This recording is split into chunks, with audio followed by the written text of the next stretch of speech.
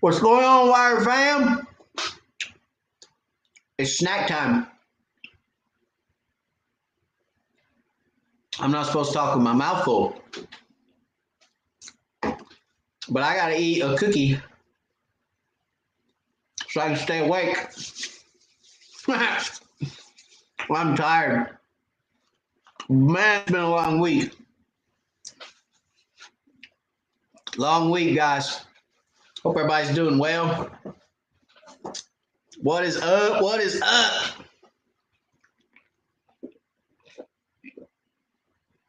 Anybody ever had this? Big Red. This is the stuff. I grew up in Texas as a kid, and we used to make the best homemade ice cream ever with Big Red. My brother from another mother, his mother actually made it, and it was good. So I always get Big Red when I can find it in the store because I like it. It brings me back, takes me back to when I was a kid. Need to make some ice cream with it, but hadn't done that yet. Anyway, now that I'm done with snack time, what's going on? I was not late. I'm excited about it. Hope y'all are doing well.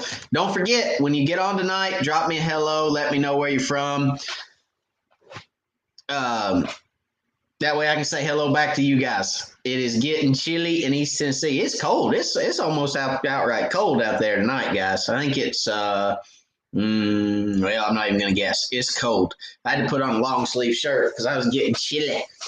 It's about hoodie weather. My favorite time of year, hoodie weather. I love my hoodies. And absolutely love fishing this time of year. Fall is here. Finally, fall is here. I've been waiting for it. Them docks are going to get hot. I'm going to go dock shooting. I'm going to go catch some fish. I'm looking forward to it. So we got a lot to talk about tonight. We're going to talk about techniques. We're going to talk about the East Tennessee Crappie Club tournament this past Saturday.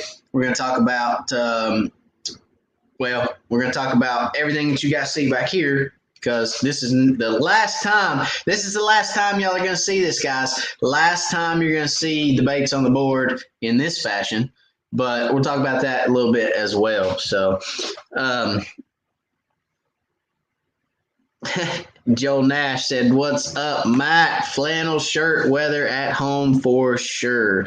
Ain't no doubt about that." So bear with me 1 second. I actually need to write something down as a reminder to myself while we're on this live tonight, because if I don't, I'm going to forget. So I'm going to write it down. All right. Let's see.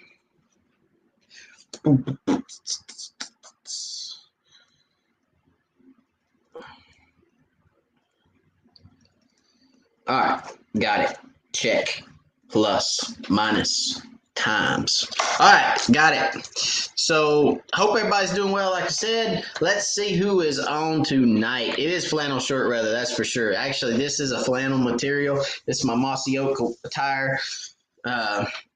Supporting the Mossy Oak tonight because it's just kind of my flannel material too. I love me a flannel shirt. There's no doubt about that, Joel. So, plaid, my friend, plaid. I love it.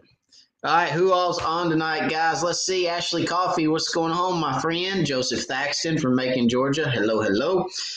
Phil Webb, what's going on from Seymour? Jimmy Pratt, Mr. Jimmy Pratt in the house, guys. Paul Gwynn from Chattanooga. Hello, hello.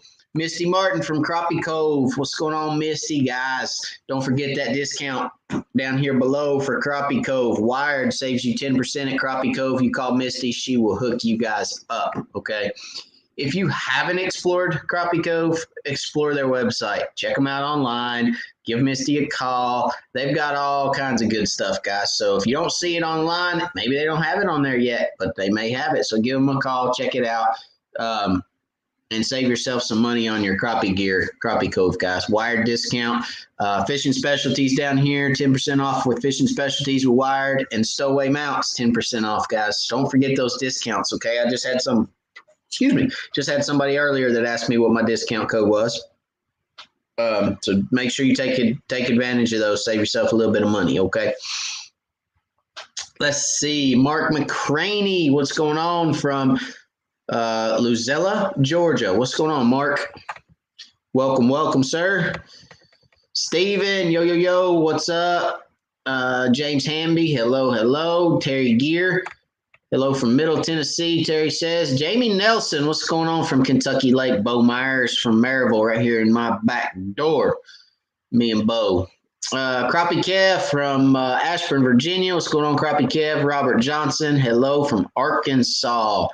Got Joseph Thaxton, David Moyer. What's going on? Mr. Curtis Hobbs, what's going on, Mr. Curtis? New tires on the boat trailer, getting ready. It's getting to be that time, isn't it, Mr. Curtis? That water starts cooling back off and fish start getting spunky and funky. We got to go to the lake and start popping us some crappie, put them in the boat, go home and fry them up, eat them. Yum. I get excited just thinking about fall. I'm ready to go. All right. So I'm really excited tonight, guys, because I got very good news. And we're going to get into it. I promise. But I got very good news. Oh, I'm so ready for fall. Okay. Let's see here. Mike Morrison. What's up, Wired fan from Clarks Hill? What's going on, Mike? Harvey T. Good evening. Wired fam, and Matt from Cynthiana, Kentucky. Did I say that right? Yes. Joe Nichols. Hey, man, from Sale Creek, Tennessee. What's going on, Joe? Joe, did I just send you something? I think I just sent you something, Joe. I think I did. I made Sale Creek. Yeah, I think I did. Anyway, I just sent you something, so you should be getting that soon, Joe. Pretty sure it was Joe. Anyway, Bob Long. What's going on from Pennsylvania?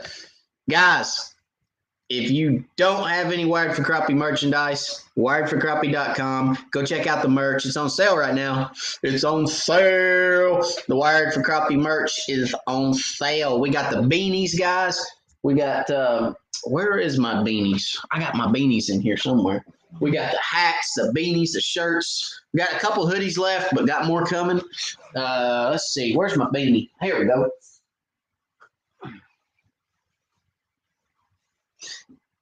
Guys, it's getting ready to break off winter. If you don't have one of these on, you ain't crappie fishing if you ain't wearing one of these. Come on now. Check the beanies out. Wiredforcrappie.com. You can check all that stuff out, guys. But thank you. And Joe, your stuff is on the way, my friend. Got McKinney, Texas in the house. What's going on?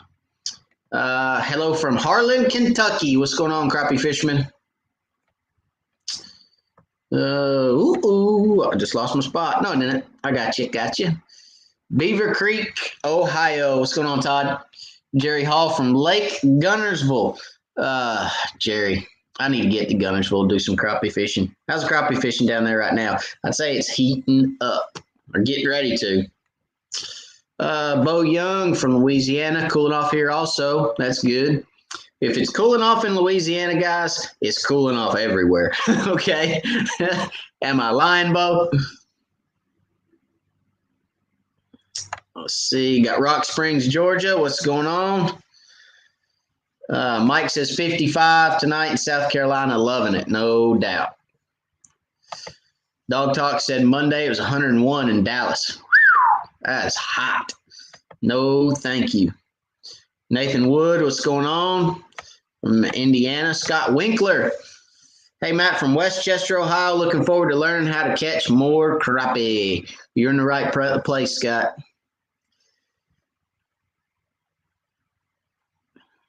Tom A. from Pennsylvania. What's going on, Tom? All right, so Brian Stacy, what's up, Matt, from Western North Carolina. Last video was great. Thank you very much, buddy. I appreciate that very, very much.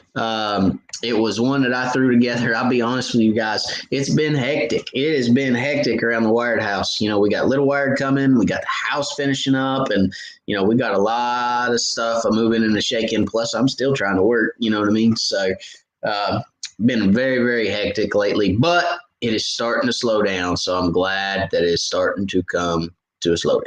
Okay. So real quick, let's talk about the East Tennessee Crappie Club tournament that we had last week on Fort Loudon. We had 26 boats in the event. There's two divisions, a live sonar division, a non-live sonar division. The live sonar division, which is what we fished in, had 22 boats in it.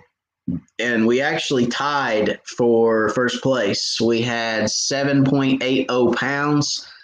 And the tiebreaker for a tie is the big fish. And they beat us. The other team actually beat us on the big fish by, I don't remember what it was. Actually, I don't even think we weighed a big fish because we knew we didn't have, I think they had like a 145 or something around there. And we knew from scaling our fish all day that we didn't have that. So anyway, they ended up beating us.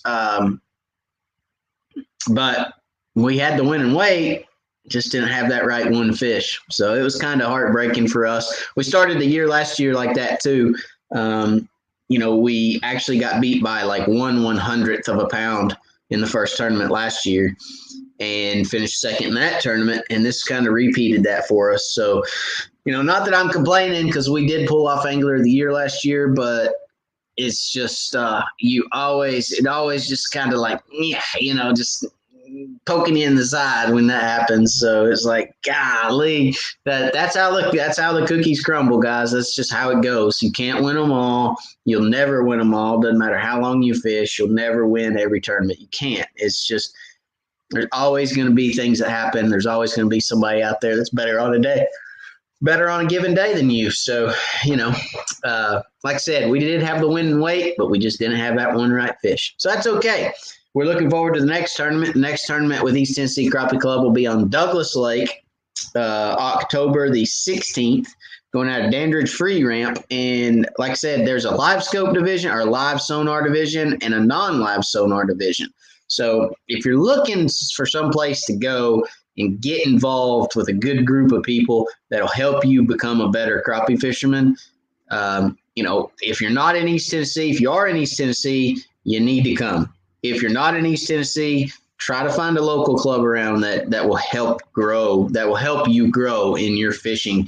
I'm telling you, it's worth every minute of it. It's worth every minute, every penny you put into it. It's worth it. I'm telling you.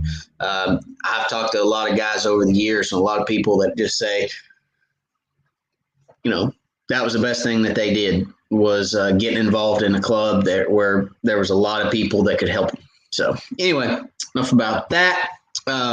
Let's talk real quick about the Wired House. The Wired House, the final inspection for the Wired House is happening tomorrow. Tomorrow, guys. Final inspection tomorrow. So we are done. All but one little thing, and that's not that big a deal. Got to hang a shower door, but other than that, we're done. It's there's been people there cleaning the last few days, trying to get all of the construction out of the house. Good luck, because it's going to take years to get all the construction out of the house. Anybody that's built a house knows there's no such thing as cleaning a new house. You just live with some construction dust for a little while, then eventually you get it all up. But no, they're doing a great job. They've been over there cleaning and getting ready to get hopefully start uprooting everything and moving to the new house. So really excited about that. Can't wait. Hopefully it will go seamless. Hopefully we can get in there before Mom actually has Little Wired. So yeah, it's again very, very hectic around here, but looking forward to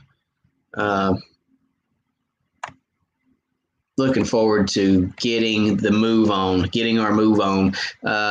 Like I said, this is the last time you'll see this set up because we're going to be in the shop in the next, hopefully, week to 2 weeks. We're going to have everything over in the new shop, and we're going to be down there rocking and rolling, doing lives from the shop. So looking forward to it. As I yawn, somebody reached through here and smacked me. Wake up! What's up, Larry Merrick? Oh, Larry in the house. What's going on from Dayton? All right, Stephen Webb. Good question, sir. Steve Webb from Central Texas. What depths do you crappie fish in the fall, and what size baits do you use? Awesome show. Keep up the awesome info show. All right. Thank you for the question, Steven. I appreciate it, buddy. In the fall, early fall, I'm looking in that 10 to 20 foot of water in the early fall. Once the water temps start falling from their summer temperature, their peak, as soon as that water starts to fall, I'm going to start pushing back in the creeks, okay? I'm going to start following those creek channels into the major creeks, and I'm going to start just focus on that main creek channel, okay? Because that's what those fish are going to use to push back into that creek. They're going to follow the bait back. Fish and the bait are going to use those creek channels like we use roads, okay, guys, to travel in and out of those creeks. So I'm going to find those major creeks. I'm going to follow them off the river channels, and I'm going to be looking in that 10 to 20 foot depth range for those fish that are pushing back into the creeks following bait. That's early fall. Later in the fall, early to mid fall, that's where I'm going to look. Mid to late fall, once it starts, the water keeps dropping, the temperatures keep dropping, I'm going to start looking in even shallower water. I'm still going to look in that 10 to 20 foot range, but I may focus more, like I tell everybody, in the fall, start shallow, work your way deep. In late fall, mid to late fall, start shallow, work your way deep. Early fall, start deep, work your way shallow. Okay.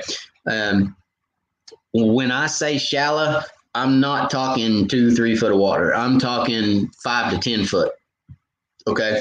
5 foot stretching it for me, especially here in East Tennessee, because 5 foot, you really end up with a lot of light penetration and you don't end up with a whole lot of fish up that shallow. But on docks is where I see that 5 foot coming into play. Okay. That 5 foot water under a dock, a lot of times you can find fish in it on certain lakes in East Tennessee. And I'm sure there's areas of the country that lines up for as well. I know Texas, you can probably find some fish in 5 feet of water. Some of your dirtier water lakes, your Oklahomas and your Arkansas and things of that nature, you can probably find some fish in that depth as well. They may even be in 5 feet in those lakes because they're dirtier water lakes. You may find them in 5 feet of water year round, really, in some of those lakes, like out in Missouri and Arkansas and down in Mississippi, Grenada, some of those areas that are real dirty water. But for East Tennessee, for the clear water, that's how I approach it. Okay, that's how I approach my fall patterns. Again, mid to late fall. Now, something that's going to change that a little bit, Stephen, something that's going to throw a wrench in your plans is cold fronts. Okay, when cold fronts come through, you get those big swings in temperature. You get water temps that drop, 8-10 degrees, because that happens here in East Tennessee. In the matter of overnight or a day, okay, then you may have to punt. You may have to go back and look for those fish deeper because, a big high or a big pressure like that, okay, can put those fish on the bottom, okay. So again, you may have to pull back and punt every once in a while if you get a cold front that moves in. A real big low pressure, a big front that pushes through or something like that, that could change. But if you have consistent temperatures and you have consistent weather, now when I say consistent, a 5 degree, if it's 75 one day and the next day it's 70, that's not a temperature swing, guys. That's not what I'm saying. I'm talking about a big temperature swing where you go from 70 on Monday to 45 on Tuesday, and then it's just like 45 for 3 days straight. That's a temperature swing. That's a big deal. That's going to change that water temperature substantially. It's going to throw those fish it's going to throw a wrench in your fishing. It's going to change those fish. Now, can you still go catch fish? Absolutely. You can still go catch fish, but you've got to approach them different. So that's when I'd start looking down on the bottom of the lake, or, if I knew where those fish were before, okay, let's say they were setting in 15 foot, Stephen, on brush. and a big, huge cold front came through, then I would probably still go to that brush that I was catching them on, but I would look for them on the bottom. If I didn't find them there, then I would go to my first set of, whatever the first set of brush is that was 5 feet deeper. So if I was 15 feet there and catching them 2 days ago and the cold front came through, I'd move out to my next set of structure. That was my next deepest set. And I'd look there if that was 20 feet or 25, because those fish will pull back out when those big low pressures come through. But very good question. Thank you very much.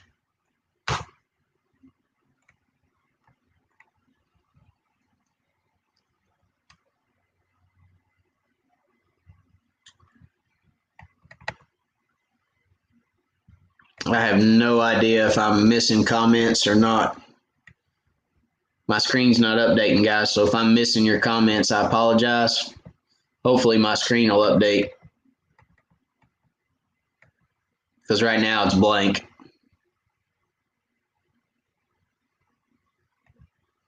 All right, I'm going to talk a little bit, and if it comes back, I'll jump back on it. Right now, I got blank screen. All right, we're going to improvise. Crappie Cove, the Crappie Academy at Crappie Cove this past weekend. It was great. We talked about techniques to catch crappie. We talked about everything.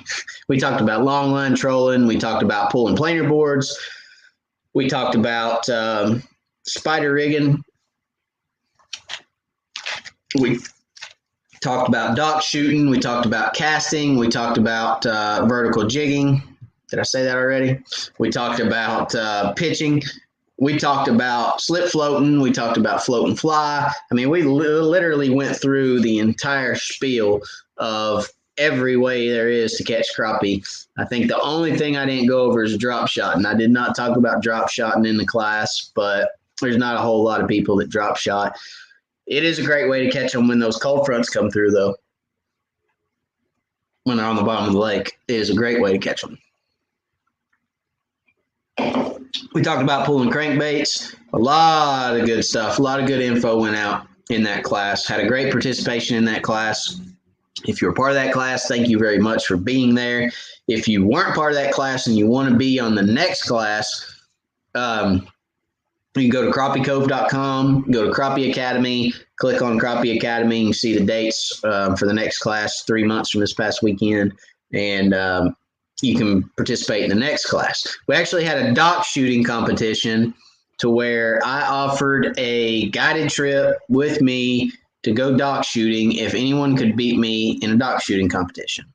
And I have to say, I felt a little bad, because I went into it with a mindset of I got beat narrowly yesterday because I had the tournament Saturday and then the dock shooting competition on Sunday. So I went into it with kind of a weird mindset, because I was like, look, I got robbed yesterday and we're not going to do that again today. So Katie, bar the door, y'all hold on, because I'm shooting. I'm putting it in there. Ain't no doubt about it. We're going to take this box and we're going to set it across the room. I'm putting every one of them in it. So it was kind of funny, but no, it was interesting. There was a lot of great guys and girls there that, stepped up, and we offered 3 shots for everybody. Most out of 3 won. There was one guy that hit 2 out of 3 right off the rip. He hit 2 out of 3, and I was like, oh man, this is going to get interesting right here. Okay, I got to put all 3 of them in there. Of course, I went last, and there was a couple other people hit 1, and but I was able to teach a couple guys how to dock shoot too. And one guy, the first time he shot it, it landed at his feet. He let go of the jig and it went straight to his feet. I was like, no, you gotta let go of the jig first, then the line. He let go of the line, then the jig, and the jig went.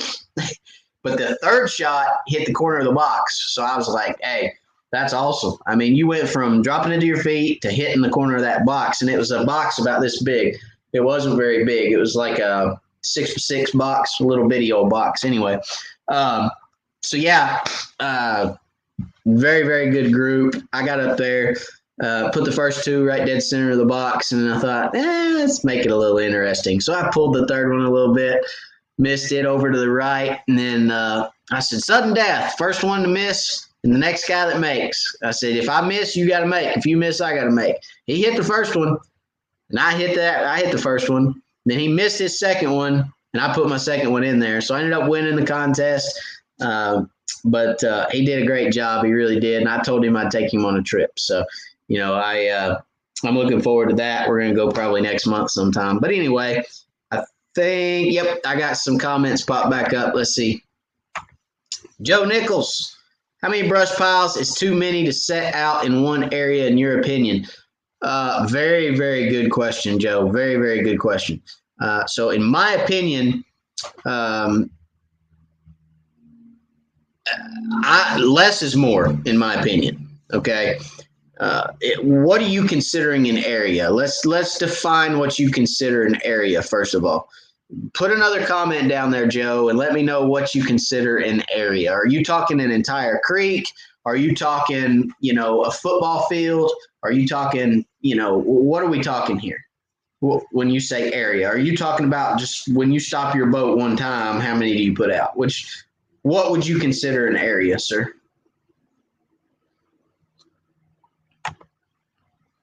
Jimmy said, yeah, I thought I had this last tournament figured out. Practiced my tail off, water temps dropped 3 degrees, and I got sacked. Hey, it happens, man. It happens to us all. I mean, it happens all the time. It's fishing. I mean, you can practice your butt off, and the day of the tournament, it's just like, what happened? We pretty much had a game plan going in. I fished a couple days a week before the tournament, and my partner, Darren, fished a couple days a week of the tournament. And we compared notes, talked a lot, had a lot of conversation about it, and come to the conclusion of what we needed to do and where we needed to be. We made a couple runs that we probably shouldn't have. First of all, we ran flat all the way down the lake on one side to start with, got down there and it was dead. And we were like, nope, we're gone. And ran all the way to the other side of the lake. So, we fished probably 3/4 of Loudon. I mean, we ran that much, and we hit probably 35 or 40 different spots. I mean, we ran a lot, and but that we knew we were going to. We knew we were going to. So we had that game plan, and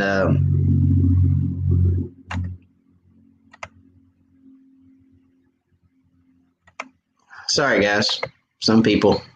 We had that game plan, and we did what we needed to do, did what we could. So anyway.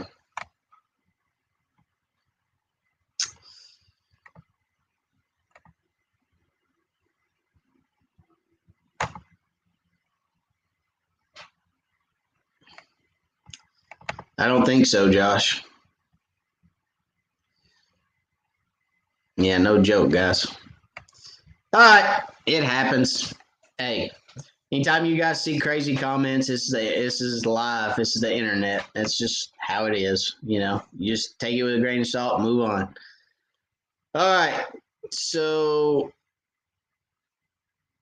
let's see. Where was I? All right, Joe Nichols says football field area. So football field area. So in a football field area, I would consider, probably 3 sets is what I would consider covering that area adequately.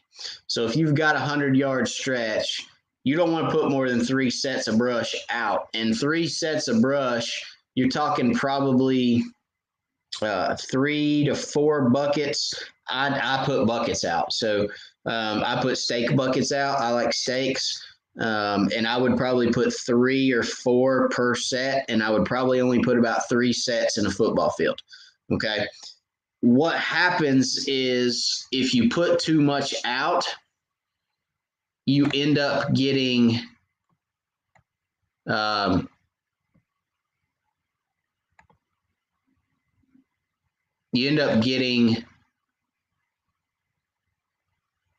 the fish scattered out. Sorry. You end up getting the fish scattered out, and scattering them out doesn't do you any good. So generally what you'll do is you want those fish to kind of congregate in the areas that you put your brush out. If you put too much out, it just scatters them out too thin. Plus, you end up wasting a whole lot of time fishing a whole lot of brush in one area. Now, if you got a small motor, or you don't want to run around the lake all the time, or whatnot, then by all means put more out. But my tournament mindset tells me that when I pull in a creek and there's 1,500 brush piles in it, I leave, because generally that's too much. It just takes me too long to pick through all that stuff to try to find a good fish. So I generally like about 2 or 3 sets in a football field.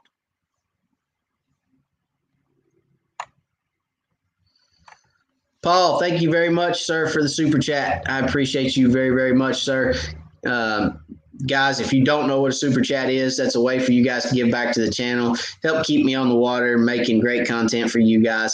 Paul, I appreciate it. It is a blessing to me and this channel for anybody to give a super chat. And I appreciate you very much, buddy. Thank you very much.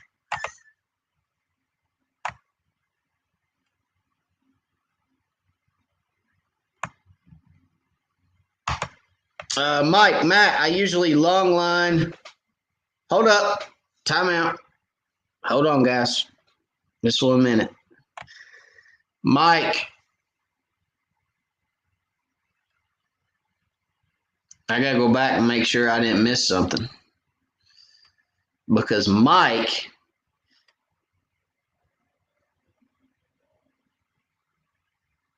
Yeah, I didn't miss anything, I don't think. Nope. Mike, congratulations, my friend. You are the first winner this evening. Okay, guys, so Mike, the word line has won you a prize tonight, okay? I am not going to give – I will tell you guys what's going on. There is 3 secret words for the night that if you put them in a comment and I see it, you are going to win a prize. What have you won, Mike? Mr. Curtis Hobbs at Lightwire Hooks is going to hook you up, okay? So he's going to send you a gift pack. I will get him your name, Mike. Congratulations, my friend. I will get Mr. Curtis Hobbs your name. Mike, what I need you to do is I need you to send me an email at info@wiredforcrappie with your name, phone number, and mailing address, okay? I will pass that along to Mr. Curtis Hobbs, and you guys can get in touch with one another, and he's going to send you out a gift pack full of stuff, okay? So congratulations, Mike. You were the first one tonight. There is 3 secret words, guys, that if I see them in your comment, you are going to win a prize, okay? As a matter of fact, I also need to get – hang on just 1 second. Don't hang up. Don't go away. I'll be right back.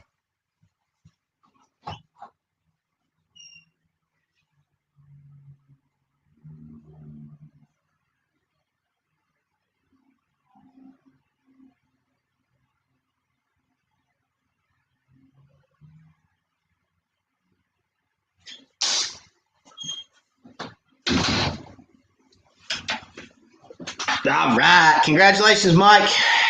You are winner number 1, my friend. Guys, you got to comment. You got to comment if you want a chance to win. 2 more words out there for the night. Okay. So, Matt, I usually long line, word number 1, line. Just during the spring, what water temps do you start to long line in the fall? As soon as those water temps start to fall from their peak summer temperatures, I will start long lining, Mike. The reason being is because as those water temps fall, like I said earlier, those fish are going to start following the bait as the bait pushes back into the creeks, and they're going to be on the move. So long lining is a very good way to catch fish because they're in transition, right? So when those fish are in transition and they're moving along those creek channels, and those feeder creeks, okay, from the main river pushing back, you can catch a lot of fish long line trolling, okay, a lot of fish. So I'd start long lining as soon as the water temps start dropping.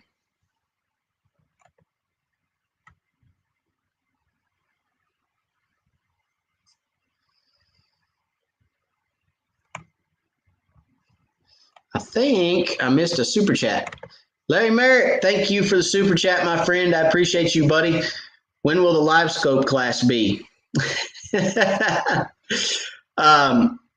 Actually, the fourth class, Larry, I'm considering doing a live scope class for the fourth class end of this year. Okay, there's a couple of topics that I want to cover. Live scope is one of them, so it may be the end of this year. Okay.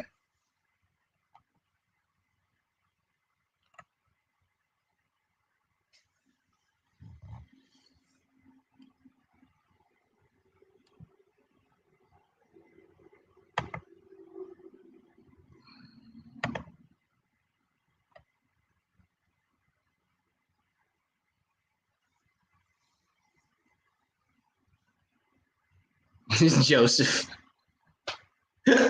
Larry said, some people's kids. Joseph said, keep on going, forget them. You guys are funny. Hey, it happens everywhere you go, guys. It's going to happen. You know, you're in a public space, live, people can't help themselves. Can't help it.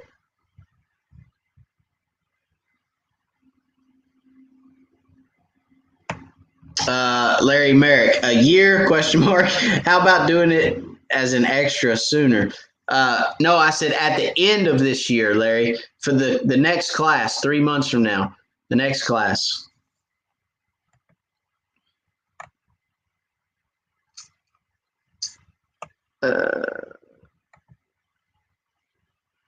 Stone Cold says, is it necessary to winterize a new boat that's going to be stored in a garage? I'm planning on fishing warmer winter days. At what temperatures does your garage stay? As long as your garage stays above 30, then yes, no, you don't have to winterize. If your garage is going to be 20 for 2 weeks straight, then yeah, maybe. But if you're planning on fishing warmer winter days, then you're not going to be able to winterize it anyway. Generally speaking, winterizing a boat is when you put it up in October and you don't get it back out until April or March. Okay.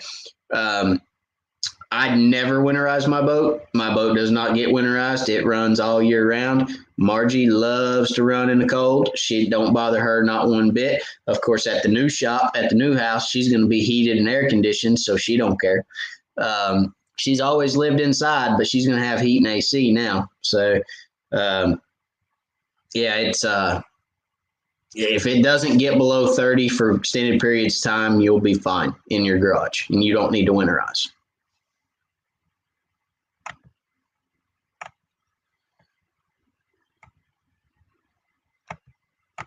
Joel Nash, very good question. How do you keep your buckets from turning over? Never have used buckets, but had thought about it. So, okay, here you're gonna get one on me right here, Joel.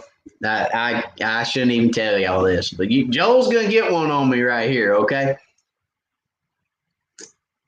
All right. So like I told you, I put out 3 to 4 buckets per set, right? To be honest with you, I kind of hope one does fall over. Look, if I can get my phone to turn on, I'll show you. Okay. My phone died on me, but if it turns back on, which it will in a minute, I'll show you guys the way I do my buckets. I've shown it before, but I'll show it again here as soon as my phone turns on. Like I said, the reason I want one to turn over, actually, I don't care even if 2 turns over. The way that I drop my buckets, Joel, first and foremost, is I use a rope. So when I put my stakes in the bucket, I make sure that the handle of the bucket is sticking up like this. Okay. And then when I get to the lake, I've got a spool of 3/4 inch rope. And I think it's got like 600, 800 feet on it, however many feet it is. But anyway, I've got a spool of rope here at the house, and I always take about 50 foot of rope with me to the lake. And then when that wears out and I can't do it anymore, I cut off a new piece, take a new piece. But nonetheless, I take rope with me. I take that rope and I put it through the handle on that bucket. I double it over, and then I let it down. I put it over the side of the boat, and I let the bucket down, let the rope out, till the bucket touches the bottom. And then I pick up that bucket about 3 feet and drop it so that it hits the bottom and sinks in the mud. Okay, that's one way to keep them upright. Another way is you can put bottles on them and keep them up. Put a 2-liter bottle or a milk jug or something on it. But I don't want to put plastic in the lake. And plus, anytime you put one of those on the stinking top of your brush pile, you always catch it every time, every single time. For a guy that casts and pitches brush, it's aggravating as crap to try to fish around a bottle. I'm telling you, I hook them all the time. So I don't do bottles. I sink them in the mud. Now, why do I say that I want one to fall over? Because crappie love vertical structure, but a big crappie loves to lay underneath a stake. All right. So if I have a couple buckets fall over on me, I like it. So I really like to see 2 of my buckets standing and 2 of them laid over on their side. But when mine lay over, I still have some stakes. Like if my bucket falls over, okay, I'll have two or three stakes that are kind of laying on the ground, and then I'll have 2 or 3 stakes that are kind of at a 45. All right. So that tells you I put 4 to 6 stakes in a bucket typically. But I'll have those 2 or 3 stakes kind of at a 45-degree angle off the bottom. And those things are dynamite, Joel. I mean, dynamite. Fish will lay right up underneath the stake. Oh my gosh. So I don't worry about them falling over, to answer that question. Stephen Webb said, hit the like button. Please, guys, smash that thumbs up. It tells everybody that's good content. Everybody knows. They check those thumbs up and they say, okay, well, look, if somebody sees a video and there's, 3 thumbs up and 373 thumbs down, they're not going to look at it. They're not going to watch it. But if they look at it and they see no thumbs downs and they see 150 thumbs ups, they may look at it. They may click on that and say, hey, that's good stuff. So anyway, smash that thumbs up, hit that like button. I appreciate you guys very much. Paul says, I appreciate your time, taking the time, providing us with some good information. You're very welcome, buddy. I appreciate it. Look, ACC, stump bug. Y'all are trying. Don't just guess words, guys. You're not going to guess it. Oh, my phone's turning back on. Good. I can show you my buckets.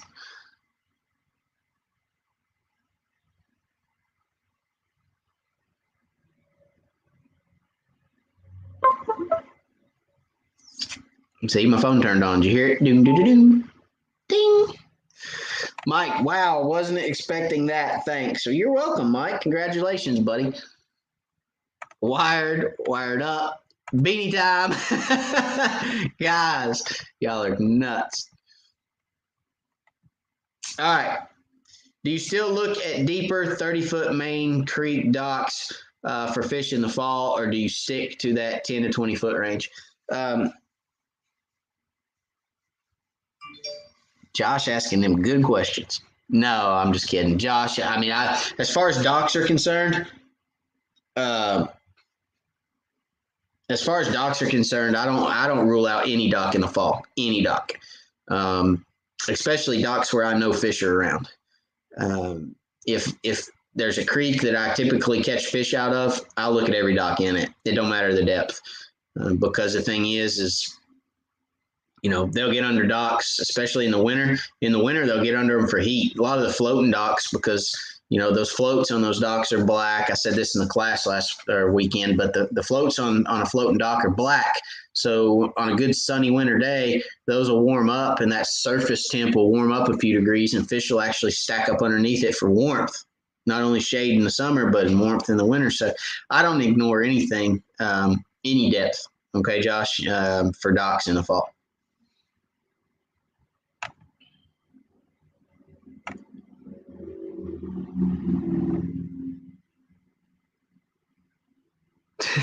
Now everybody's just guessing words. I guess it works for Scott Bunch. Congratulations, Scott. I appreciate it, buddy. Scott got the next one. Hook. Congratulations, Scott. I've got all your information, so I'll get with you and get you hooked up with Mr. Curtis, and he can send you a package. All right. I appreciate you, Scott, very much, buddy. Scott got one. All right, Ashley, does changing barometric pressure affect crappie the same in all seasons, or does it differently? Barometric pressure is going to affect fish the same year round. Okay, pressure swings, drops in pressure are going to affect fish the same year round, not just in winter. Okay, very good question.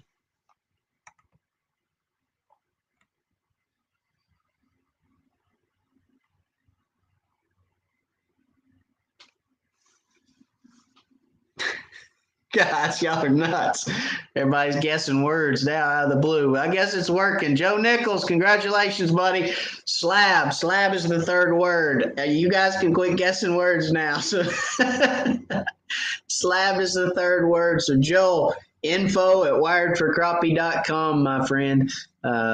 Info@wiredforcrappie.com. Shoot me an email with your info, all of your contact info, so that I can get that over to Mr. Curtis and he'll hook you up. All right, buddy. Thank you to Mr. Lightwire Hooks, Mr. Curtis Hobbs. Guys, if you don't know who Mr. Curtis Hobbs is and you don't know or have never seen Lightwire Hooks Facebook, or not Facebook page, well, they do have a Facebook page, but their web page, go check it out, lightwirehooks.com. Mr. Curtis has got some really, really good stuff. I've been using Mr. Curtis's hooks for years. They're quality, and what I like about it is Mr. Curtis will help you get what you want. You know what I mean? So if you want a number 1 hook or number 2 hook or number 4 hook, or you want a red hook or a gold hook, I mean, Mr. Curtis will hook you up. So thank you to Mr. Curtis Hobbs at Lightwire Hooks. That is the 3-word giveaway tonight, guys. So congratulations to 3 winners. Just make sure that you guys send me that email so I can get all your information over. And like I said, Scott, I will hook up with you and get you hooked up as well. Okay.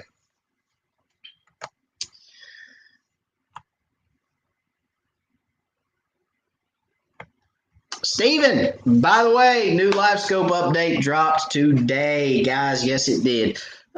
New live scope update. Here's my thinking behind the live scope updates for all the live scopers out there. Okay. I'm not going to be that guinea pig. No, yes, I'm a YouTuber. Yes, I'm out there. Look, I see people do it all the time. New live scope update. This is what it did. Da da da da da. This is what happened. This is what I got. This is yeah, I get it. I'm not that guy. I ain't gonna be the guy that has to do it right now so that I can do a video on it. That ain't happening, because I'm a tournament fisherman too, and I need my equipment to work. I need it to work right. So I'm going to set tight on that one. I'm going to watch the forums, watch the live scope pages, watch all that stuff, and make sure that, guys are liking it and not hating it. And then, and only then, will my unit get updated. All right. So that's how that works for me. But yes, they did drop a new one today.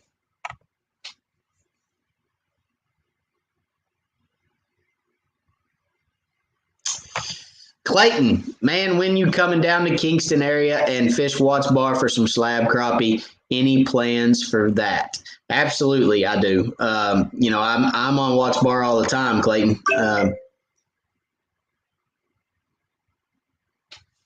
Yep, there's one email for the stuff. See, they come through to my phone. Doo-doo. So I'm on Watts Bar all the time. I love fishing Watts Bar. East Tennessee Crappie Club has a tournament on Watts Bar every year out of Kingston. Kingston City Park is where we launch out of. It's a great lake, full of fish, big fish. Absolutely love Watts Bar, no doubt. It's probably my favorite lake in East Tennessee, to be honest with you, just because not only does it have good numbers, it has huge fish in it. So probably my favorite lake to fish, and I'm down there a lot. So I don't know when I'll be there again, but I will be there at some point. Generally, when I go over there, though, it's fun fishing, and I don't typically do a lot of video. And not to say that I don't care to video over there. It's just, that's a big fish lake. I like fishing that one incognito. So, no, but it is a good lake. Very, very, very fertile lake, and a lot of big fish in it, for sure.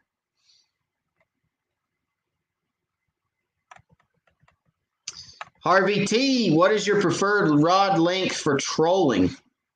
For trolling, I mix my rod lengths up. So when I'm longline trolling, when I'm pulling, I do all of my trolling with the same set of rods. First of all, let me say that all of my trolling, pulling crankbaits, pulling planer boards, longline trolling, outside spider rigging, which I don't spider rig anymore, but I'm not even set up to spider rig. I used to spider rig a lot, but I just don't anymore. It's too slow. I can't stand it. It drives me crazy.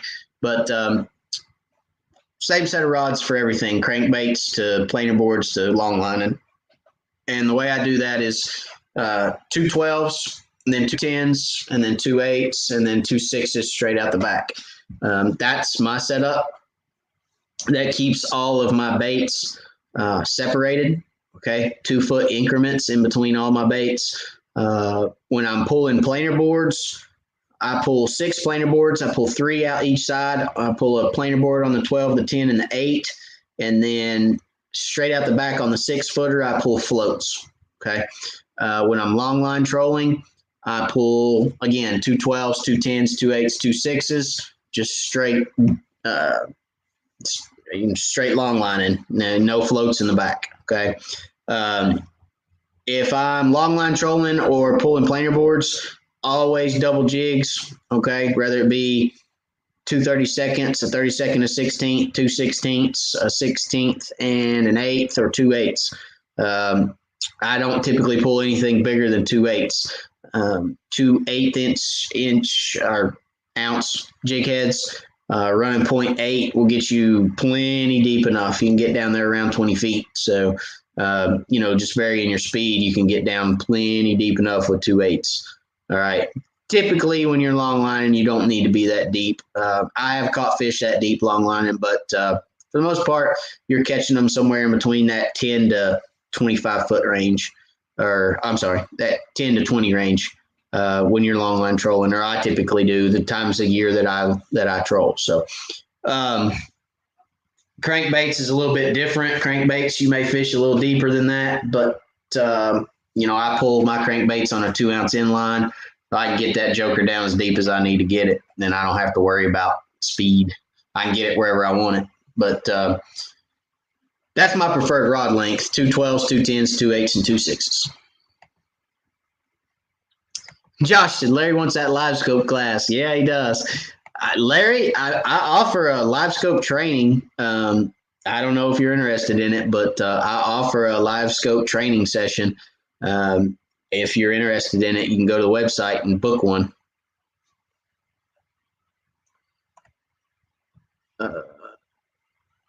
Terry Gear Ranger, that would have been a good guess.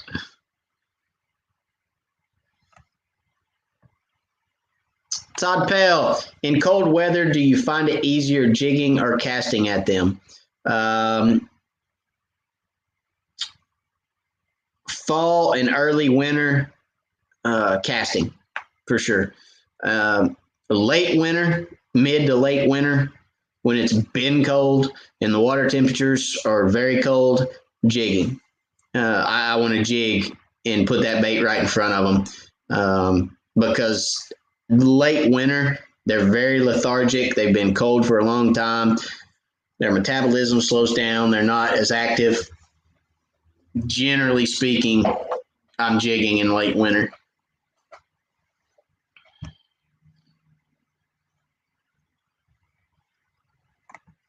Joseph Thaxton, Matt, do you ever make any brush with a bucket with a pipe in the middle and put some of the black drip lines pipe on it? What are your thoughts on them? I think I know what you're talking about, like the black corrugated pipe. Anything that's going to allow algae to grow on it. Okay, Joseph, what you want to do is you want algae growth. You want algae to grow on your brush piles. You want to attract the bait fish, and that's what attracts the bait fish is that algae growth. And then obviously big fish will be attracted to the bait fish. So, and the cover itself as well. But you want to have some algae growth on them. So if you use any kind of like PVC or any kind of slick pipe, you need to take some sandpaper and rough that surface up so that it allows that algae to grow, okay?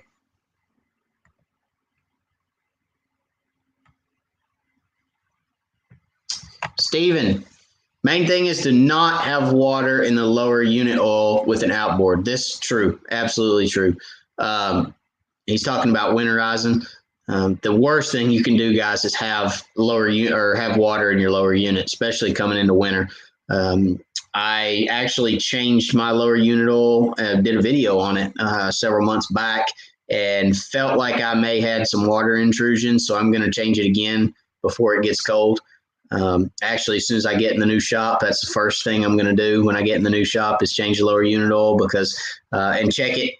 I don't know if it was water intrusion or it had been about 1.5 years since I changed my lower unit oil, and I'm on the lake every week, so shame on me. Shouldn't have done that. But I got to thinking about it, and I was like, wait a minute, when did I do this last? And it was like, holy crap, I hadn't done this in a while. Whoopsies. So yeah, plenty of oil in there, but it was pretty beat up. And I don't know that it was water intrusion, but like I said, and like Steven said, always, always, always before winter hits, guys, drop your lower unit oil, put you some fresh lower unit oil in there. It will save the day. It will save your lower unit if your boat ever does get out in the cold. And in East Tennessee, when sometimes you're fishing and you drive home and it's below 30, the lake might not be 30, lake still may be 40 or 45, but when you take it out and you're driving down the interstate at 75 mile an hour or 70 mile an hour and it's 32 outside, it gets it cold pretty quick. So make sure you don't have water in that lower unit. Very, very good tip. Thank you, Steven.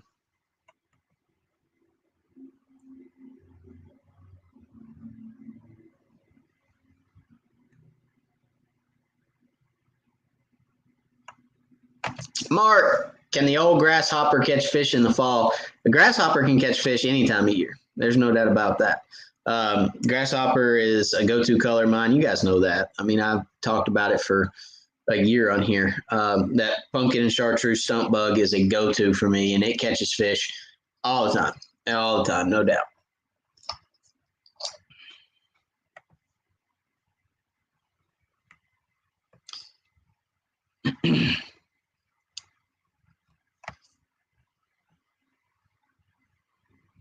Ron Hall, fall time and winter time, what type of jigs do better, plastic jigs or hair jigs? Again, there's a break in that too, guys.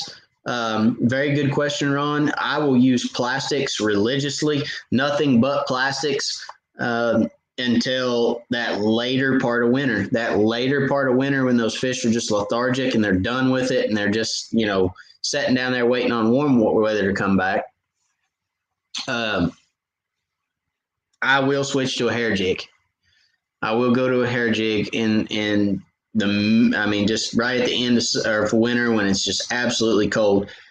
If I don't do a hair jig, I'll go to a minnow. But other than that, plastics all fall. They'll hit a plastic like they're trying to kill it and its kids. I mean, they'll crush it. There ain't no doubt about it. So I'm throwing stump bugs from now until probably December. End of December, 1st of January, I'm throwing stump bugs. There ain't no doubt.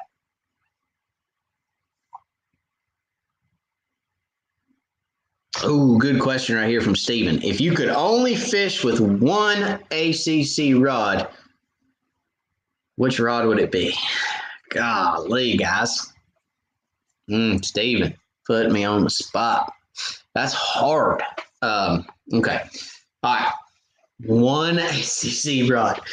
God, you're getting all over my soul now, man. I'm an equipment junkie. You're getting all over me. All right, one ACC rod. Oh, I know it would rather be the 6 or the 6.5. I know that for a fact because I can do everything. I can cast, I can pitch, I can shoot docks, I can do it all. Probably the 6-footer. If I only could pick one, it would be the 6-footer because the 6-footer, you've got a lot. It's a lot more accurate shooting docks, and I can still cast and pitch with a 6-footer. So probably the 6-footer. Yeah. No. Yeah. Yeah. No. I gotta have more than one. I gotta have more than one, Steven. I got to. No, it'd be a 6-footer for sure. But I have more than one. I'm gonna have more than one. I can't do it.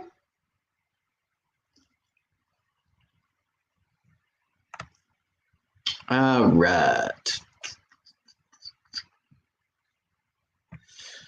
Oh, this question is a good one too. Billy Bell. What do you think about perspective view?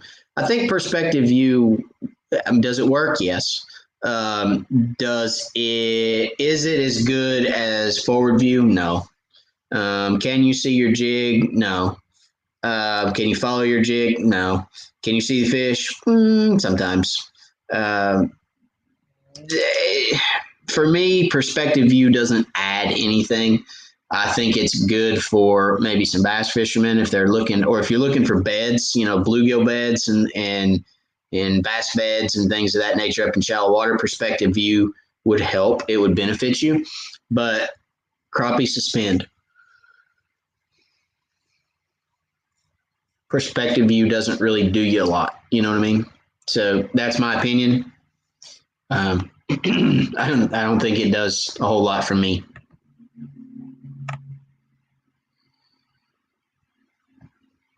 Joe Nichols, what is your favorite Arky crankbait? I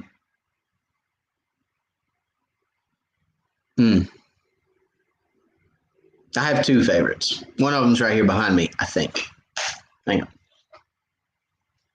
No, it's not.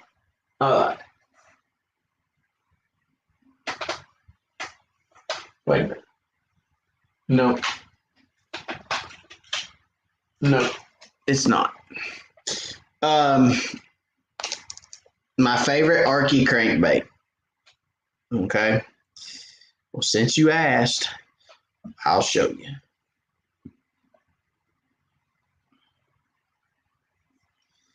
Any guesses? What's Matt's favorite Arky?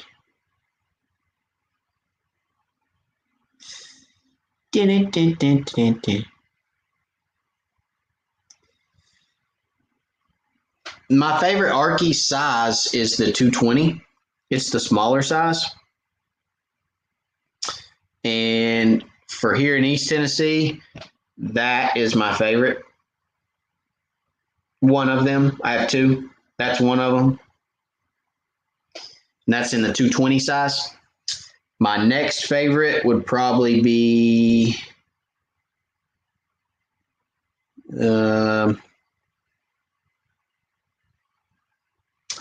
bear with me. I'm looking for it.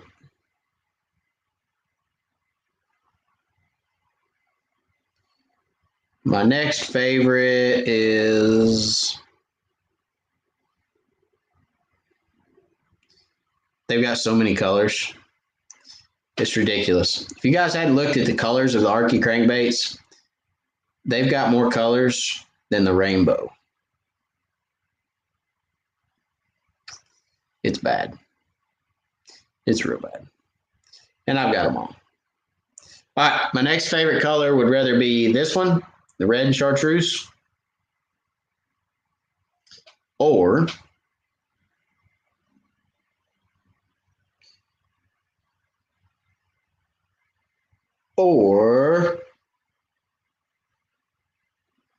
where's it at? Where's that?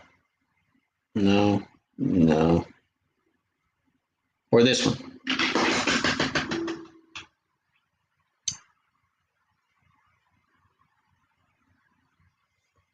Those would be some of my favorites. There's a couple more that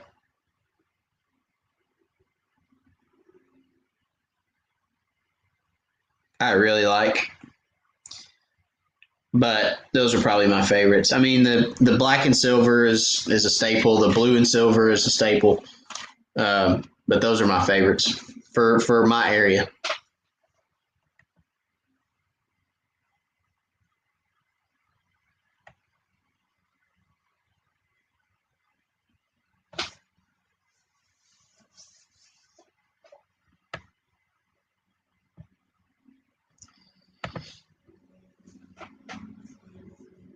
Do you use heavy sinkers? When I'm pulling crankbaits, I do. I use a 2-ounce inline weight when I'm pulling crankbaits. I do not use any heavy sinker when I'm jigging, casting, or anything like that. No.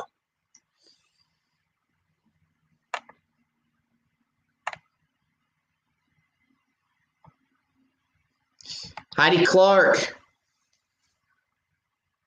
Hi there. Sorry I'm late. How is Laura? Thank you, Heidi, very much. And Heidi, thank you very much for your little wired gift. We appreciate it. It's a blessing to us, and we did receive that. I was hoping you'd be on tonight so that I could tell you thank you. And thank you to everybody else who sent little wired gifts. We appreciate it very, very much. For all those that went on the registry and sent something off our registry to us, that was a blessing. Laura absolutely loved the gift that you sent, Heidi, and I don't know if you want me to show it or not, but if you do, I will. If not, then that's fine too. But thank you very much, Heidi. And Laura is doing fantastic. She's getting a little bit uncomfortable, though. She's getting a little uncomfortable, guys. She's growing. I cannot use the B word because she is not the B word, and that's not the B word y'all are thinking of. I'm going to say, okay, I have to say it now. She is not big. She is just growing. Okay. Golly, this is going down the wrong road really quick. All right. So Laura's doing well. She is growing, but she is getting uncomfortable. So won't be long. It will not be long. So thank you, Heidi, for asking. We appreciate that. I know Laura and I look forward to that every week on your questions on how she's doing. So thank you. Thank you. Scott said, work for my B-Day gift. Oh, yeah, Scott's got a B-Day. That's right. Scott's got a birthday. Happy birthday to Scott. Everybody tell Scott happy birthday.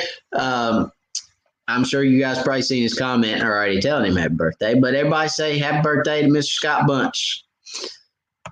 I'm not going to tell y'all how old he is. If he wants to tell y'all, that's his business, but I'm not going to go down that road. I don't think I can count that high, as a matter of fact, so I'll let him tell y'all how old he is if he wants to, okay? But happy birthday, Scott. Stone Cold, do you ever add a split shot weight above, say, a bonehead grasshopper on a jig, or is it the jig weight enough? I never add a split shot, guys. I don't put split shots on above my jig.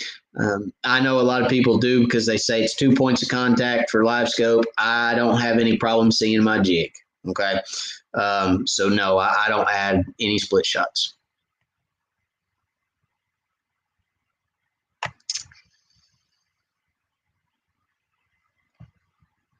Tim says, with the fall temps starting to drop, the water temps, at what temp with the bigger fish be less scattered and more active? Been shooting docks like you preach and helped me a lot. Thank you. Tim, the larger fish, I mean, all fish are going to get more active as the water temperatures drop. So when you start seeing those water temps dropping, fish are going to become more active, okay? Ashley says, what do you consider a bite changing barometric pressure? And how fast does the pressure need to change? A couple hours, 12 hours, et cetera, to change the bite. If it changes slowly, as in, over a course of, let's say it's a gradual change, then you're not going to you're not gonna see anything in the fish. The fish are gonna be able to adapt to it as it changes. So you're not really gonna see a whole big change in them. But a cold front where, like I said, Ashley, it drops from 70 degrees today to 40 degrees tomorrow. You know what I mean? That's a big swing. That's exaggerated, but you know what I'm saying. I mean, if it drops from 70 to 50, and there's a 20-degree change in the high temperatures for a day, then that's going to affect those fish for that day and probably the next day. Okay. So the day after a cold front is always the worst day. Always the worst day. The days the East Tennessee Crappie Club has a tournament are generally the days that it's bad. All right. So it's generally the day after a cold front.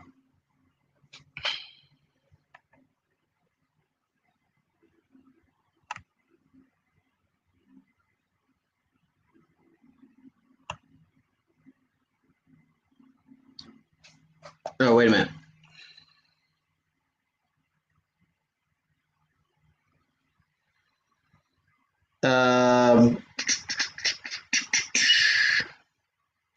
I told you guys I'd show you my buckets.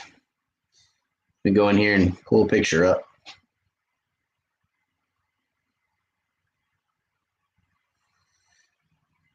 Buckets, buckets, buckets.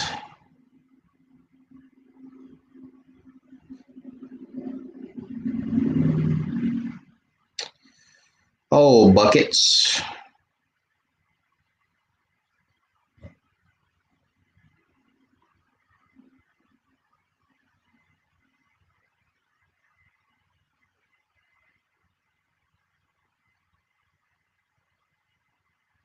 I got buckets in here somewhere. Here's some. These are some of my straighter. Those are my straighter buckets. Okay. And then here's some that flare out right here. So these flare out a little bit more. But you guys get the idea. So if you're riding around on any lakes in East Tennessee and you see something like that under the water, it might be a wired bucket. All right.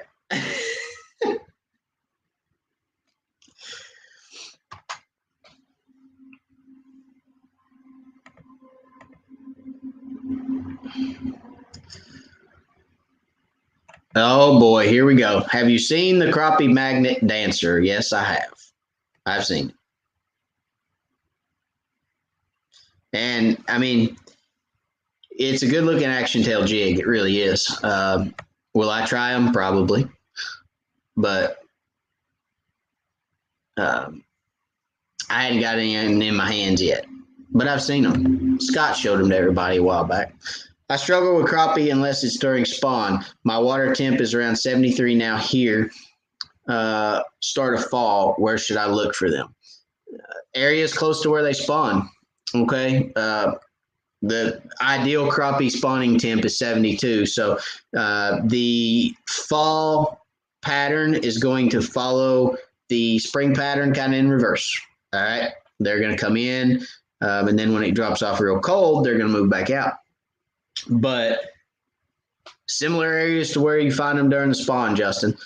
Just stay out. You're not going to get right on the bank, okay? The fish aren't going to get right on the bank, but they're going to be in those staging areas where they stage before they spawn. That's where you're going to find them probably right about now if you're 73.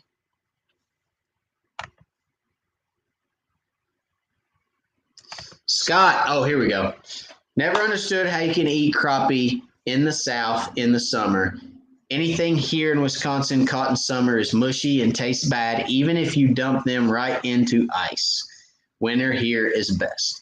All right, Scott, here we go.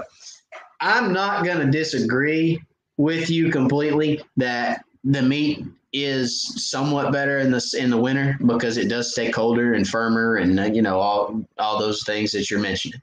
But if you typically here, if you put about 5 or 6 inches of ice or not ice, water in the bottom of a cooler. And then you dump about 3 bags of ice in that cooler and create a freezing water. And you put them straight into that when you catch them. You take them home. It's the same thing here. I mean, I get what you're saying. Dump them into ice right away. But the key is not just the ice, but a little bit of water so that they submerge and it firms that meat up. Another thing that I do is I always freeze mine in water. I always freeze my fillets in water. So, I'll bring them home. I'll fillet them. And when you fillet them in the heat, guys, when you fillet fish, get you a big bucket and put ice water in that bucket. Okay. And then when you fillet those fish, take those fillets and put them straight into ice water. And then take them inside, wash them off, put them in packages, freeze them in water. And I'm telling you right now, it's all about how you care for them. It's all about how you prep them. And if you do it that way, ice water, straight into ice water on the boat, ice water once the fillet comes out of the fish, wash them off, freeze them in ice. I'm telling you, they will stay firm as long as you keep them cold.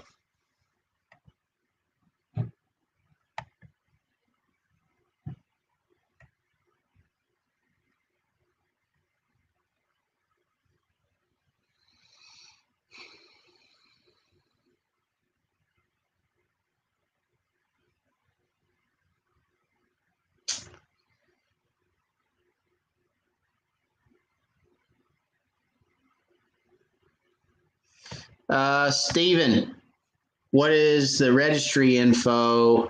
Heidi says, Steven, there's a baby registry through Target under Laura Zenas. There's also one at Walmart under Wired Baby as well. Either one. Harvey T, speaking of youngins, I'll be a great grandpa in early December. Okay, maybe not a great grandpa, maybe a mediocre great grandpa. Great grandpa. Oh, okay, I got you. I'm with you now. Mediocre great grandpa. Well, congratulations on becoming a great grandpa. I can wait to be a grandfather for sure. I can wait, but my wife and I were talking about it because we have 3 boys now. Obviously, the third, we were thinking maybe we could get lucky with a girl, but we didn't. The Lord told us we can't handle another girl. Well, we can't handle a girl. She's the only woman that we can handle in this house, I think. So we got another boy coming, but we were talking about it the other night. We said, man, I guess we're going to have to wait until we have grandchildren to hopefully have a little baby girl running around the house. But, that's okay. That's okay. So congratulations to you. And I hope it's a healthy baby. I hope everything goes well. And keep us posted. Do you know if it's a boy or a girl? C219, what's up, man? Hey, Matt, had to give up on the braid for my style of jigging. Mono outperformed braid by far. I still didn't feel 80% of bites, and fish seemed to see the braid. Go figure. That's interesting. That's very interesting to me because I feel like the braid is much more sensitive than the mono. But for your style of fishing, what style of fishing are you talking? Just straight jigging up and down? What weight are you using? Your weight could have something to do with that as well. If you're using a really, really light weight, then you probably wouldn't feel the bite. If you're using like a 32nd ounce jig, a lot of times you won't feel the bite because those fish will pick that jig up and you'll never feel it.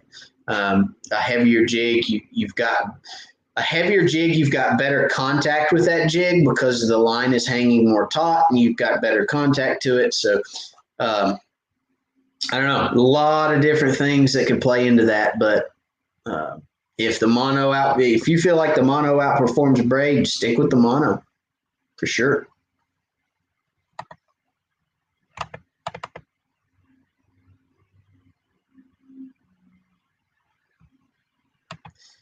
Mike says, are the fish line sensitive on all lakes around us? So yeah, let's go back and talk about line sensitivity. it's thought that crappie are not line sensitive. Okay, that's the general consensus, is that they're not line sensitive.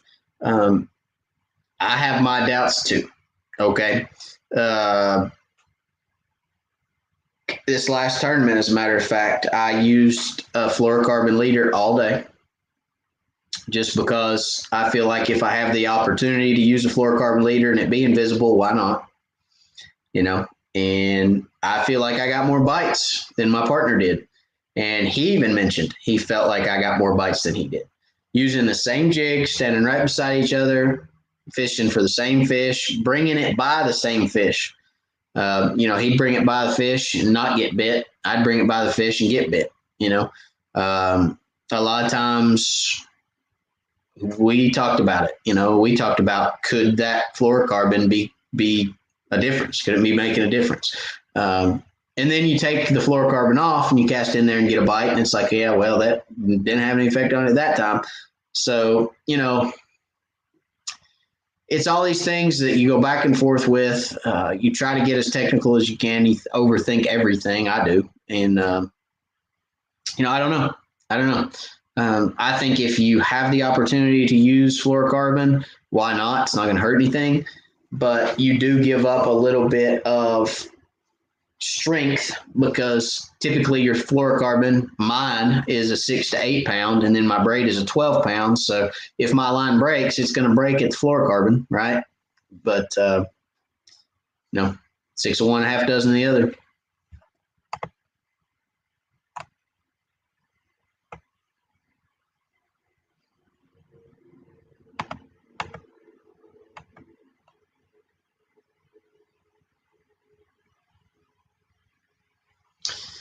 Scott said, I can't tell much difference as long as you keep them alive till you clean them. Yeah, I mean, that's another thing. If you can keep them alive, they'll stay firm too. It's when they die, it's when they start getting soggy. You're right, Scott. But I keep mine as cold as I can. If I'm going to have fish die, they're going to be in ice water. There's no doubt about it. I mean, they're going to be on an ice bath, staying chilled.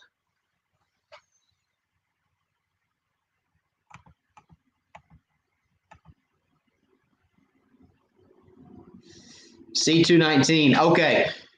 All right, here we go. Now we're getting somewhere. Black crappie thing. Black crappie are just finicky. I mean, I'm telling you right now, we pulled up this past weekend, for instance, we could tell when we pulled up to a brush pile, we could instantly tell which ones, whether we were going to catch blackfish or whitefish by one cast. One cast in that brush pile, and this is no joke, one cast in that brush pile and seeing how those fish would react, we could tell right there whether they're blackfish or whitefish. And we would sit there and fish. We'd make 5, 6, 7 casts, catch one, and it'd be exactly what we thought it was, because blackfish are more finicky than whitefish, especially the ones in structure, out in open water. On open water structure, when you get blackfish on that open water structure, they are finicky. And I don't necessarily believe that that's the braid C219. I think that is the nature of black crappie. Okay. And I don't know that you're fishing a brush in open water, but if you are and there's blacks on it, that's just the nature of blackfish on brush, man. I'm telling you right now, we saw that all weekend, and we see it all the time up here. When you get a school of blackfish on brush, they are just finicky.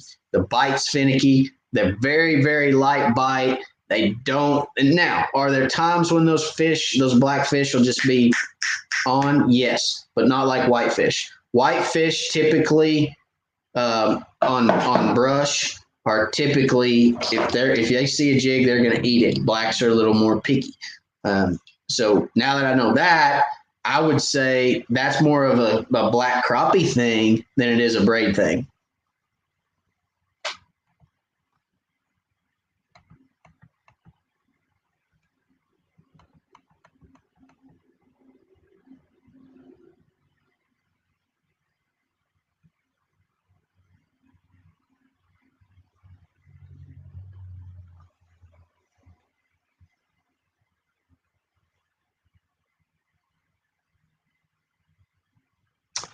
C219. He says, cast, vertical, swing, pitch, dock, shoot, and whatever it takes. Typically use 1/32 with a split shot. That's why you're not feeling the bites. That is exactly why you're not feeling the bites. It's that 1/32 ounce and that split shot. That's another thing, guys, why I don't use a split shot. Nope. I want direct contact to my jig. Okay. For example, let me just go ahead and put this to rest. I don't have a split shot in here. I wish I did, but I don't. Okay. Do I? No, I don't. All right. So let's say you've got your jig hanging down here on the bottom of this line. Okay. And let's say you've got a split shot. My finger is the jig. Let me get rid of this. Okay. My finger is the jig, my bottom finger. My top finger is the split shot. Okay. That split shot can be hanging still and that jig can be moving around. So you've got contact to your split shot. But this jig, I can move this jig and that split shot will never move. Okay. I can move it. I can move that jig around all over the place. So if I'm a fish and that jig's sitting down here and I come up and I pick this up and I move right up here, you're never going to feel that bite because that split shot is impeding you from feeling the bite. All right. Does that make sense? Now, if I get rid of the split shot and I've just got a jig hanging down here and I've got that line tight to that jig, if a fish comes up and picks it up, I'm going to know it instantly because the weight of that jig on the end of that line when I'm vertical jigging is going to go away. And I'm going to know that, and I'm going to feel it too, because I've got direct contact to that jig. And when that fish comes up and bumps it, instantly I'm going to know he bumped it. That's why you're not feeling the bites, because you've got a split shot on there, and that split shot is what you have direct contact to, not your jig. If it were me, I'd get rid of the split shot. I know everybody. I know there's other fishermen out there. I'm not naming names, but I know there's other people out there that are big in the industry that are using split shots, and that's fine and dandy for them. I'll tell you right now, they can do whatever they want to do. Me personally, I'm not. No, I want direct contact to the bait. I want direct contact to the hook. I want to feel when that fish picks it up, and that split shot is impeding you from doing that. And you could consider going up in jig head size. If all you're doing is vertical jigging, go to an 1/8 ounce jig head because you're going to put more weight on the bottom of your line and it's going to allow you to feel even more. Okay. Because again, you've got direct contact and an 1/8 ounce jig head, you will keep direct contact to that jig. A little wave or something comes by and your boat raises up, that 1/8 ounce is going to make up the difference and you're going to keep direct contact to your jig. Get rid of the split shot. Try it. See what happens.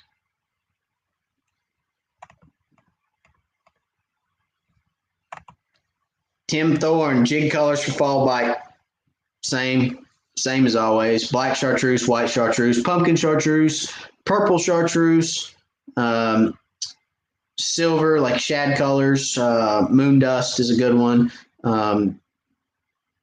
Late fall, that blood moon, silver and red is a good color, but pretty much same colors for fall as in any other time of the year.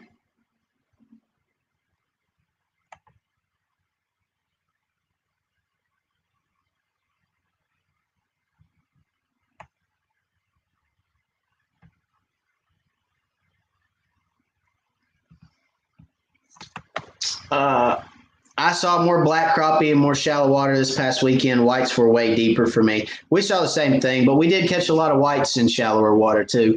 The larger whites did seem to be deeper for sure. I would agree with you 100%. But those black fish were finicky though, weren't they, Joel? If you got on a brush pile that had blacks on it, man, they were finicky. That's just how they are. When they get out on structure in open water, those black fish just get finicky. For sure. C219, great info, Matt. Good to know when I get when I go to good white crappie lake.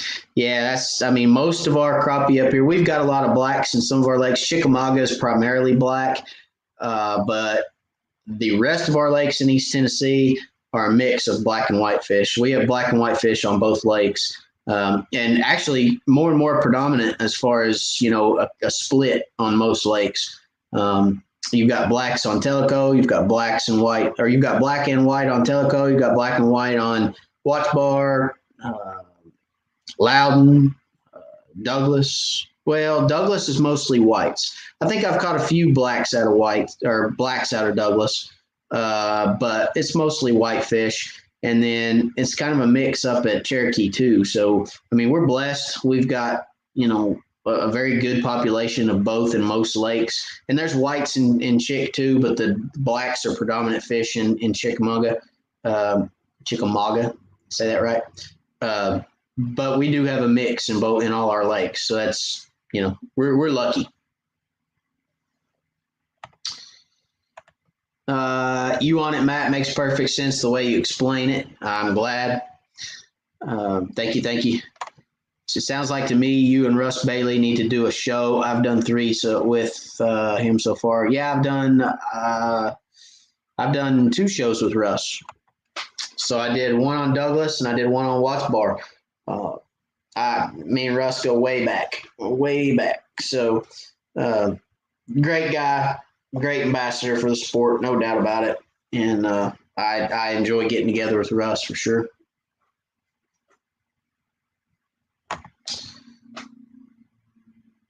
Do you ever come to North Alabama? Not yet, but I'm on my way. I will be, yes. Kenneth Pippins, when you use a fluorocarbon leader, are you using a uni knot or barrel swivel? Uni knot. Yep, always a uni knot for sure. Yep, I don't use any swivels. I use swivels when I troll crankbaits, and I use swivels when I use the spider rig. That's the only time I use swivels. All right, guys, it looks like we've gotten to the bottom of our comments for the evening. Thank you to everyone that's been on tonight. Thank you for all the great questions. Thank you to Curtis Hobbs, Mr. Lightwire Hooks, for the giveaways this evening. You guys didn't even know there was one. Till Mike won, and then everybody started commenting just random words, which was pretty funny. So thank y'all for that. I got a hoot out of it. I'm sure Mr. Curtis did too. Thank you to the Lightwire Hooks for doing the giveaways. I will get with you guys, get all your information, get you guys hooked up with Curtis so he can send you your packages. But thank y'all again for being a part of this, for being a part of the Wired fam. I enjoy getting on here and talking crappie with you guys. C219, I hope that split shot thing helps you out. Get rid of that thing, get it out of the boat. It will help you, I think. Just try it, please. I think you'll feel more bites. I really do. But hey, it's worth a shot, right? If you can feel more bites, it's worth a shot, worth a try. But thank y'all again. Scott, I'll get with you. Say that so I don't forget. But don't forget, guys. Have a blessed week, first and foremost. We will see you guys next week here live Wednesday night, 9 o'clock, just like always. We may try to do that from the new shop. I don't know. We'll see how far along I get with getting stuff over there. Probably get the boat over there ASAP, get it put in, and get her in her new home. That'd be, man, her in her new home. I like it. But yeah. I appreciate y'all again. God bless. Good night. Thank y'all. We'll see you next week.